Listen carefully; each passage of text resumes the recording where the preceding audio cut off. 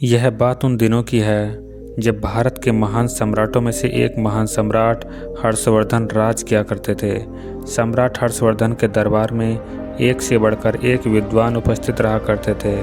एक दिन उनके दरबार में विद्वानों की भीड़ लगी हुई थी। उस भरी सभा में तरह तरह के प्रश्न उत्तर हो रहे थे। कोई भी व्यक्ति अपना प्रश्न पूछ सकता था। सभा में एक छोटा बालक भी उपस्थित था। बालक ने हाथ जोड़कर सम्राट से अपना प्रश्न पूछने की अनुमति मांगी। अनुमति पाकर बालक ने सम्राट को प्रणाम किया और बोला कि आप मुझे बताइए कि बुद्धि मनुष्य के किस अंग में निवास करती है।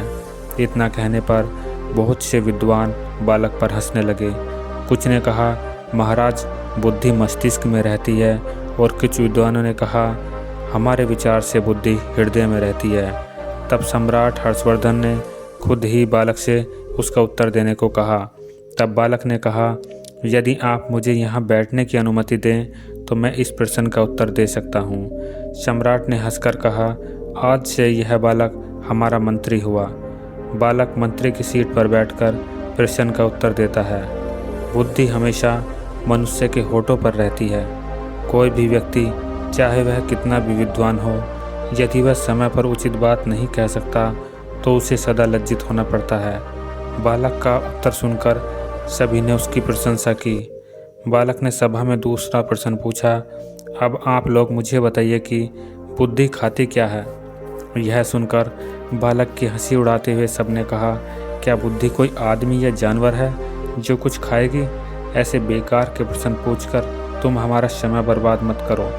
यह सुनकर बालक ने अपने प्रश्न का उत्तर दिया, महाराज, बुद्धि समय खाती है। जो लोग बिना विचारे जल्दबाजी में कुछ बोलते हैं या बोलने का प्रयास करते हैं, वे मूर्ख होते हैं। बालक का उत्तर सुनकर राजा ने कहा, बालक, तुम सचमुच विद्वान हो। इसके बाद बालक ने सभी विद्वानों से तीसरा प्रश्न पूछा, आप लोग मुझे बताइए कि बुद्धि पहनती क्या है। यह सुनकर कुछ विद्वानों ने कहा, बुद्धि का कोई आकार नहीं होता। तब बालक ने हंसकर सम्राट से कहा, महाराज, आप मेरे प्रश्न का उत्तर दे सकते हैं, लेकिन उसके लिए आपको मेरी जगह पर बैठना पड़ेगा और मुझे आपके सिंहासन पर। सम्राट बालक की कुर्सी पर बैठ जाते हैं और बालक सम्राट के सिंहासन पर। कुछ देर बैठने के बाद सम्राट बालक से कहते हैं, बालक, मुझे तो कोई उत्तर नहीं सूझ रहा।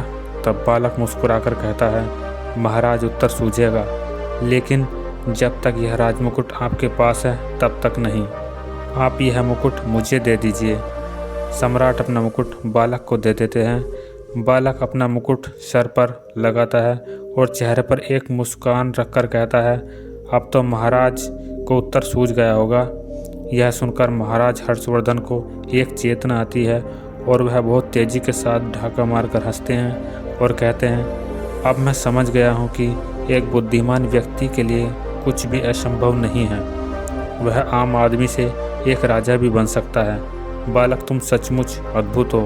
आज से तुम मेरे केवल मंत्री ही नहीं बल्कि मेरे मित्र भी हो। तो दोस्तों, क्या आप जानते हैं यह बालक कौन था? आगे चलकर यह बालक महान कवि बाणभट्ट के नाम से प्रसिद्ध हुआ।